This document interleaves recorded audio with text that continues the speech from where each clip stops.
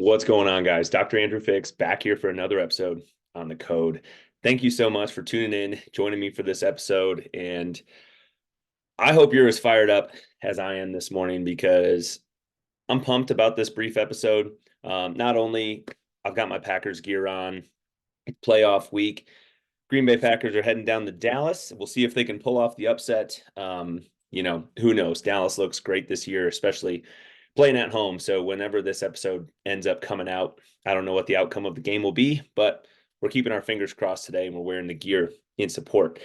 But man, you guys, I am fired up for this conversation because, and pardon my language in advance, I saw some stupid shit on the internet this morning or this week, and I just can't keep my mouth shut talking to people about this because the amount of misinformation that's out there in the national news and out there in society about fitness and about health and wellness is just mind-boggling, and I don't understand it. And you'll see me glancing up at my other screen because if you're watching this on YouTube at some point, because I have some of these things pulled up that I want to reference, and it just disappoints me to see some of the fear mongering and the misinformation that's out there because people just don't understand how big of a blessing it is to be able to exercise and the profound positive impact that exercise and training and movement can have on our lives. And instead, we talk about the dangers of it. And the dangers of exercise are so small. It's such a small percentage that to me, the pros outweigh the cons, and it's not even close. It's like a seesaw where it could never get tipped the other way. So, let's start talking about this because I saw something that, only over the past couple days, and it's January 14th as of the recording of this 2024. And this has only been out for a few days. So I saw this all over Instagram. There was some news story, and I don't know if this was news here in Colorado, what news outlet this was on, but literally, this is like a screenshot of somebody watching the news, and it says, bad exercises for people 50 and older.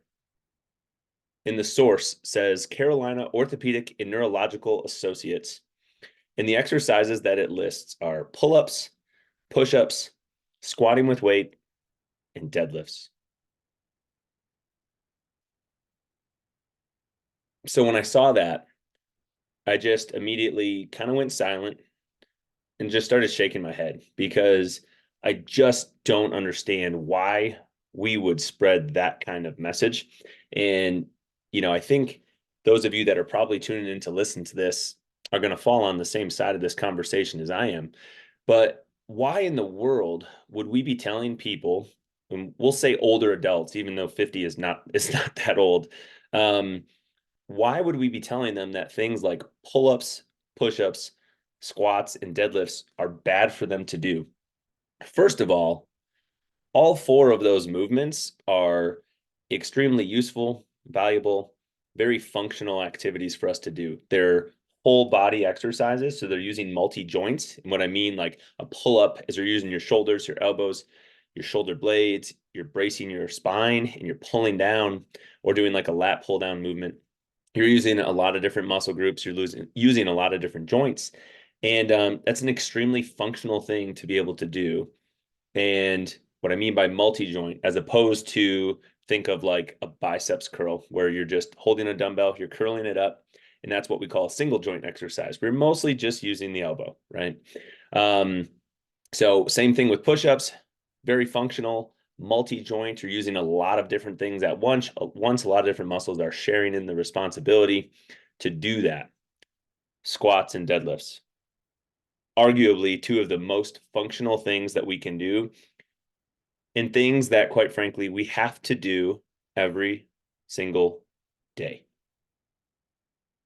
Nobody listening to this does not have to be able to squat or do deadlifts because all of us are picking things up off the floor, whether that's a shoe or a pet or a child, a bag of cat food. We've got 2 cats here in the house. Sometimes I buy a big bag of cat food and I have to pick it up off the bottom shelf at the grocery store. How in the hell am I going to be able to do that when I'm older than 50 if I don't ever do deadlifts? How am I going to pick up a 30-pound bag of cat food, if I'm trying to go to Costco and I'm buying the biggest damn thing I can find so that I don't have to repurchase it every couple weeks, how am I going to be able to do that if I don't do deadlifts? And when we've got medical facilities like the Carolina Orthopedic and Neurological Associates spreading this shit on the news, it just gets me fired up. And I'm just like banging my head against the wall. And I would love if this podcast could like get out to the world, because this is ridiculous. You know, people are looking at the news, people are watching the news, watching media for a source of information and a source of credibility. And then when we've got this stuff on there, it's just insane. Why are we um, spreading this fear to people and telling them that they shouldn't be doing things that are so functional if they're 50 and older? All of us start to lose muscle, called sarcopenia, when we turn like 30 years old. Every year for the rest of our life, we're gradually losing muscle. And we need to train, and we need to eat protein, and we need to get sleep and manage our stress in order to reverse that and avoid that, right? We need to be able to maintain muscle mass on our frame so that we can stay lean, burn calories, continue to be super active into the later years of our lives. And if we don't do things like multi-joint movements that work our shoulders, work our core, work our legs, our hips, our knees, if we don't do that stuff, how in the world are we going to do that? We are not going to just sit around on our couches eating the crap that's on most of the shelves at the grocery store and maintain muscle and be able to live long, highly functioning, enjoyable lives. We need to be able to do squats, because how are we going to get up and down out of chairs, low sofas? How are we going to get up and down off of the floor if we can't do a squat and a push-up, right? If we can't use our arms and our legs to help us get up and down, how are we going to be able to get up and down off the floor, playing with our kids, playing with our grandkids when we're 50 years old or older? If we stop doing those things, you guys, we're just not going to be able to do it. And I know this episode's turning into a little bit of a rant, but I'm just so frustrated by seeing this stuff, knowing that so many people watch the news, so many people consume the content that's out there on the internet and on the television, and this is the crap that we're seeing. So my gosh, if you know somebody who like needs to hear this conversation, or if this makes them have more questions, and if they don't, I don't expect everyone to trust me just because you hear me on this conversation. I'd be happy to show you data that supports this, because the other thing that pisses me off is there's no like research supported information that is below this. It just says these are bad exercises for people 50 and older, and there's no like credible resource data. Like, we have data out there that is talking about the benefits of exercise for older individuals, 70, 80 plus years old. We have so much data that talks about the sarcopenia and the muscle loss that I'm talking about, and how incredibly safe resistance training is, and the low likelihood of being hurt resistance training compared to doing other types of activities, like sitting and working on a computer, for example, and not doing anything, and how bad that is for our health. So I just don't understand. Deadlifts, when done correctly, pushing through the floor, bracing our spine with an appropriate weight for that individual, are one of the best exercises you can do for your back health, for your confidence, right? How empowering does it feel when you can confidently and strongly pick something up off the floor and not hurt when you do it? Man, that builds some confidence. How empowering is it when you can knock out some push-ups, or when somebody gets their first pull-up, right? Have you ever seen somebody who's, trying to build their strength and build their capacity from an exercise standpoint, be able to do their first pull-up, and the smile that's on their face after they eke that out, whether that's a male or a female, it doesn't matter. It is so cool to be able to see somebody do that. Squatting with weights. There's so many different ways that you can rack or hold the weight when you're doing a squat. That could be held in your hands. That could be attached to a belt hanging below your waist, so it's not loading you actually through the spine. You do not have to have a barbell on your back or in a front squat, front rack position. You could hold kettlebells. You could hold kids and do a squat, right? My wife and I are going to be having a baby soon. I'm going to be doing squats with that kid like in our living room while watching a football game so that I can hang out with my son and exercise and do the things that I want to do. It's just, I'm here to tell you, if you see this news article or if you hear people saying stuff like this, please just tell them this is a bunch of crap. This is not true. This is spreading fear and spreading concern to people who, don't know any better, right? Somebody will read this and think, oh my gosh, this is coming from a medical place. I need to listen to this. I'd better not do any of these movements the older I get. And unfortunately for that person, what that's going to mean is they're just going to become less and less able to do the things that they need and want to be able to do the older that they get. Because we're going to get weaker, we're going to get sicker. And unfortunately, sometimes that's what it seems like the mainstream media and the mainstream medical system wants for us.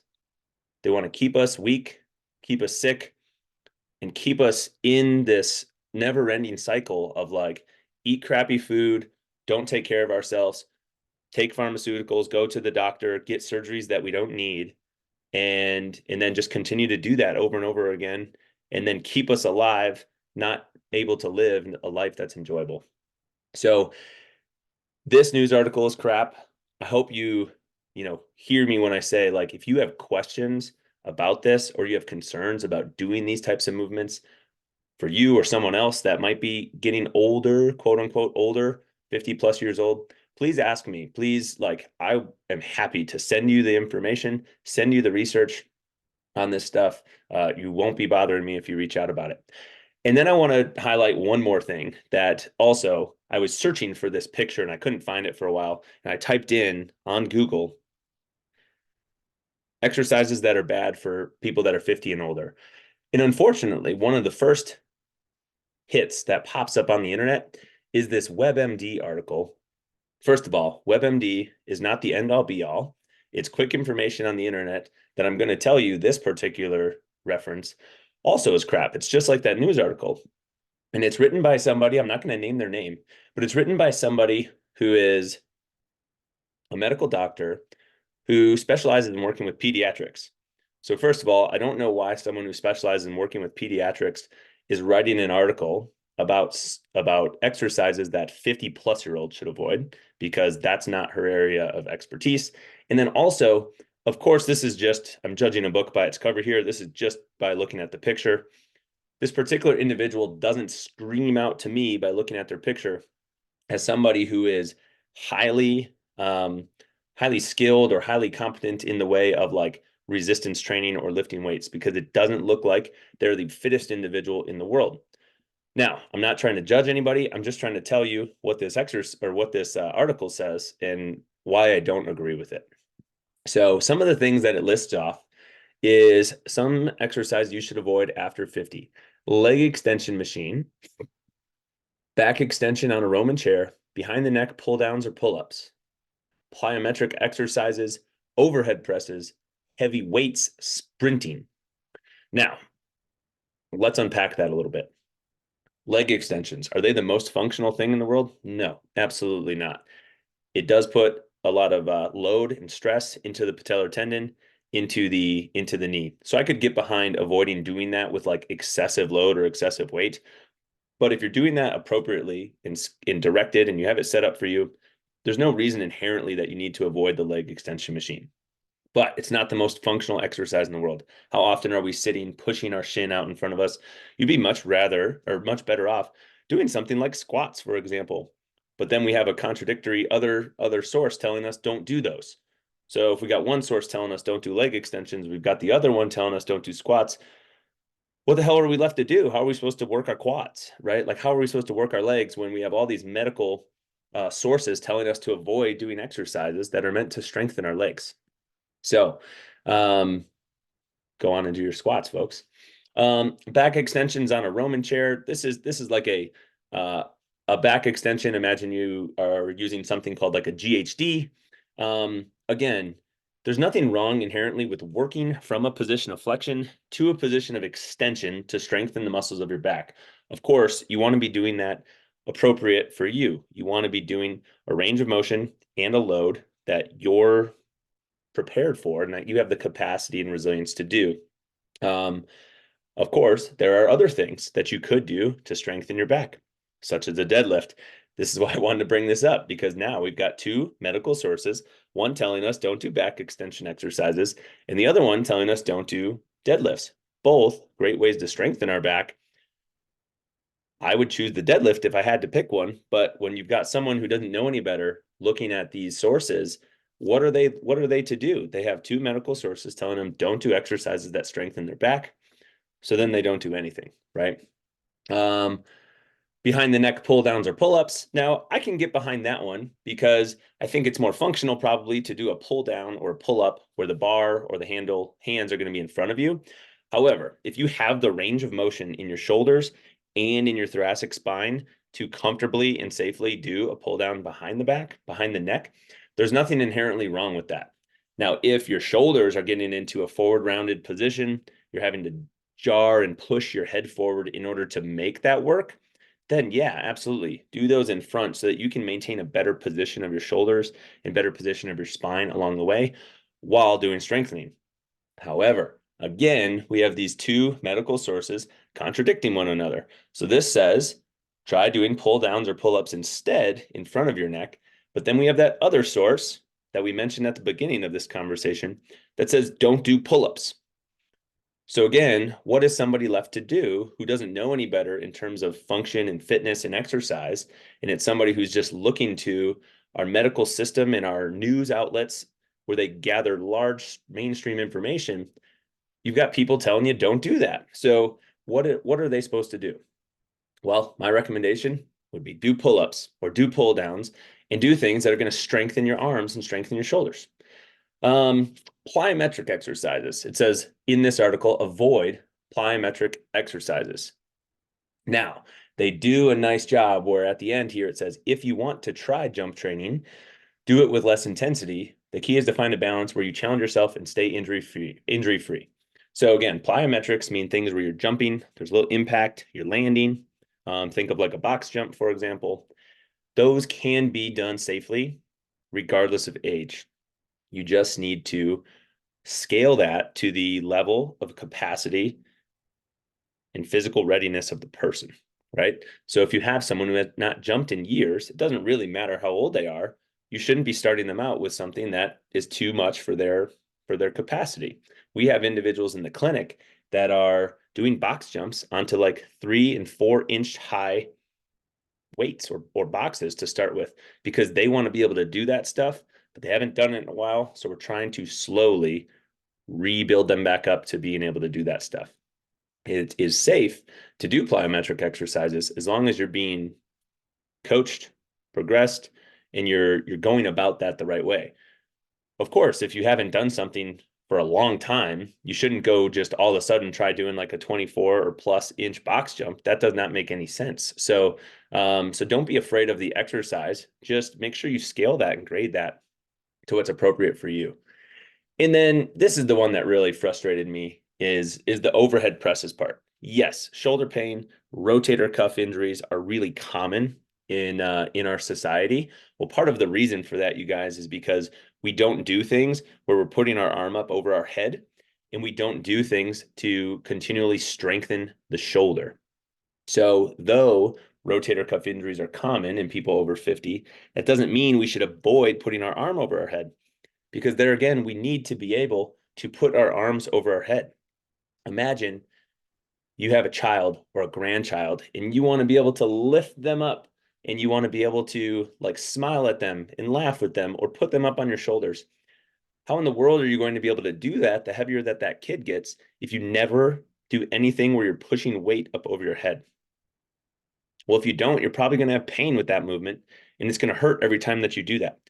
How in the world are you going to go on a trip and put a fairly heavy suitcase in the overhead bin of the airplane? How are you going to load suitcases or luggage onto the top of your car if you're taking some massive road trip or something? If we never do overhead presses, we need to raise our arm up over our head, sometimes do that with weight, even challenging weight, in order to strengthen our shoulder.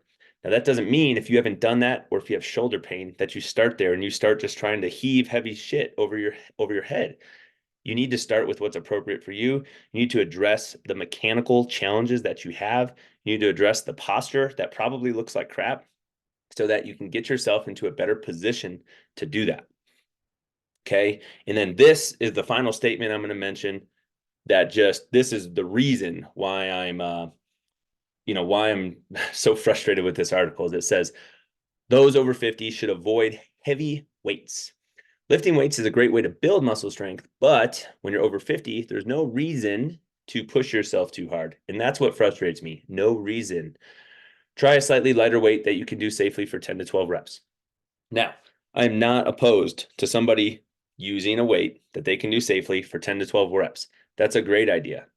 However, when it says there is no reason to push yourself too hard and that you should not lift heavy weights, that's ridiculous because we just got done talking about how all of us lose muscle, right? As we age, we lose muscle.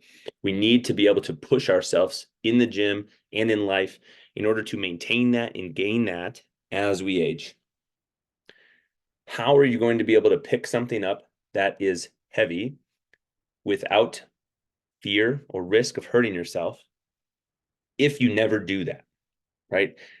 How if, this is a scary example, but if you're older and you're living with your spouse, or maybe you're 50 and you're living with one of your elderly parents, and they fall and they don't have the ability to get themselves up. Now, let's assume they didn't really get hurt in this fall, but they fell, they're on the floor, and they don't have the ability to get themselves up. If you never push yourself and lift things that are heavy, how in the hell are you going to help them get up off the floor?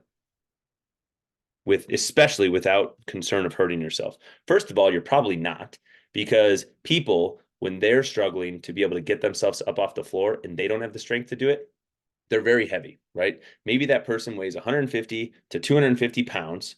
You're right. I don't know how big this person is, but I weigh close to 200 pounds.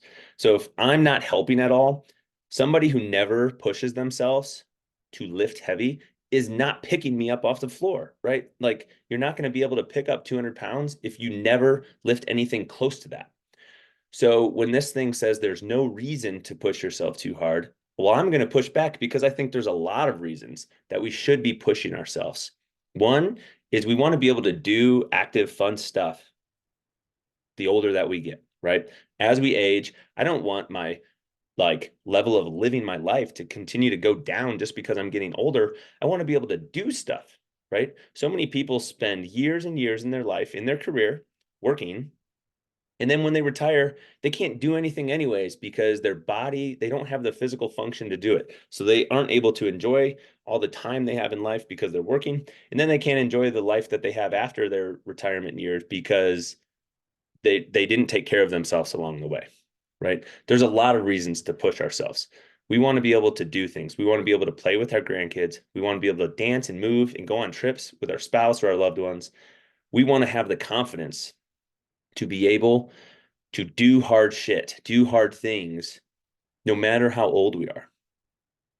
And I'm not saying we shouldn't be we should just be doing things without thinking about the capacity and the tolerance that we have. Of course, we have to be resilient. You need to be smart and do what your body is capable of doing, and then gradually, continually try to stack one brick on top of the other and move that needle forward. Right? We're not trying to, you know, have somebody who has not lifted in years go do something for like a 1 rep max. That doesn't make any sense. We're going to slowly, gradually build that person up in a safe way so that we reduce the risk of injury, we improve the strength and the confidence and the resilience that they have so they can do all the activities that they want to do. So just remember, when you see something out there that's from a medical source, you see something on the news, especially when it doesn't have, neither of these things have like sources or references that they cite. Like, there's no research articles or anything listed after this on this WebMD article or on that news piece where they were saying, don't do push-ups, pull-ups, squats, or deadlifts. So be skeptical and like really ask challenging questions. When you see this stuff out there, you need to question it, because everything that you see on the news, we know that that's not true. The news is out there spreading like misinformation, and a lot of it's bad news anyways. I mean, quite frankly, I don't watch the news, and I wouldn't have seen this if someone didn't post it on the internet and post this on Instagram.